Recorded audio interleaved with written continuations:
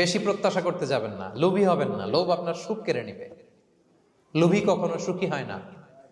লোভীর pocket কখনো ভরে না, যতদিন এটা ভরবে না। লোভী হব আমরা না। অতিরিক্ত প্রত্যাশা করব না, অল্প প্রত্যাশা করবো। I am not talking about the goal. Goal should be bigger and higher, but I am talking about expectation. বেশি এক্সপেক্ট করা ভালো না। খুব প্রত্যাশা নিয়ে রাখছেন, কিছু পান নাই, দেখবেন যে কষ্ট লাগবে, ঠিক কিনা? আর কোনো এক্সপেকটেশন নাই, এরপরে যেটা পাবেন ওইটাই লাভ।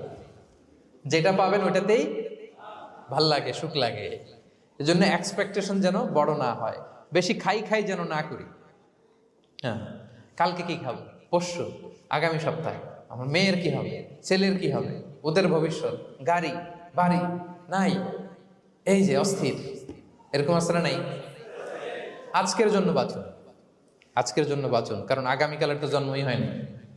আগামীকালের জন্ম হয়েছে, এটা কি আজকে না আগামীকাল? তো আজকে হ্যাপি হন, আজকের জন্য বাঁচেন, আজকের জন্য প্ল্যান করেন।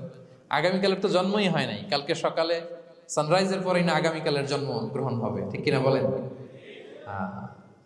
তাহলে প্রত্যাশা কমান, হ্যাপি হবেন আপনি। ইমাম গাজালি রাহিমাহুল্লাহ একটা চমৎকার কথা বলতেন। উনি বলতেন, তোমার রিজিকে যা আছে এটা 2 পাহাড়ের মাঝখানে থাকলেও এটা তুমি পাবা। আর যেটা তোমার রিজিকে নাই, ওইটা অনেক দূর থেকে আনার পরেও হাত দিয়ে নিয়ে 2 ঠোঁটের মাঝখানে